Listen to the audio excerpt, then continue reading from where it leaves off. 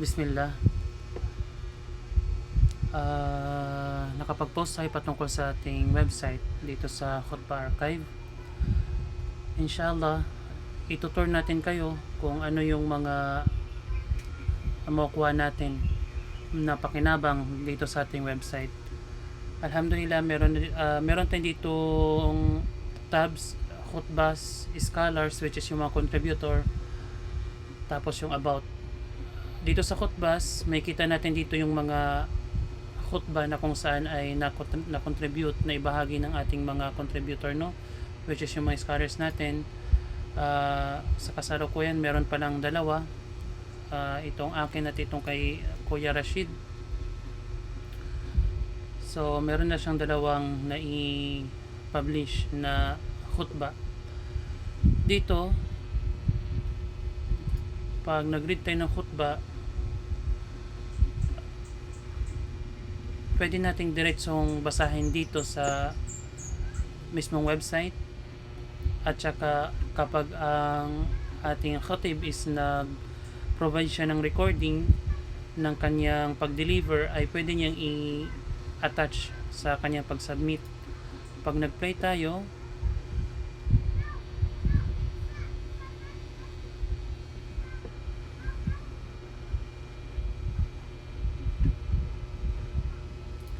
so meron kang option na pakinggan na lamang ang khutbah na iyon.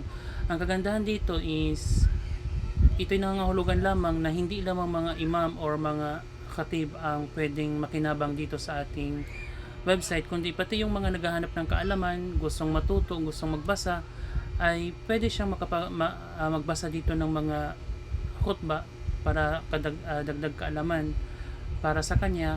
At kung hindi naman, ay pwede siyang makinig or manood ng mga recording ng mga khutbah na provide ng ating mga scholars, ng ating mga contributors.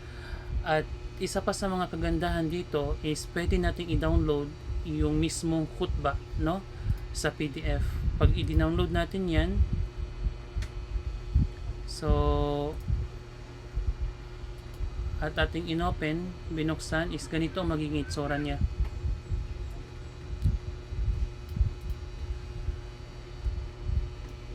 So bilang isang khatib, pwedeng ito ang i-download mo at ito ang babasahin mo kapag nag-deliver ka na. Pwede mo siyang i-download as PDF. So yun yung ang ating website, inshallah. So hintayin lamang natin, at kapag medyo dumami na ang ating collection ng mga contributors at mga khutbah, ay ipapublish natin, isa sa publiko natin ang link para sa ating website, inshallah. So hanggang dito na lang. Pag may mga kakilala kayo na mga khatib, ipa-message niyo sa ating page, nang sa ganun ay mabigay natin sa kanila ang link at makapag-publish sila ng kanilang mga nakasave na khutbah, inshallah.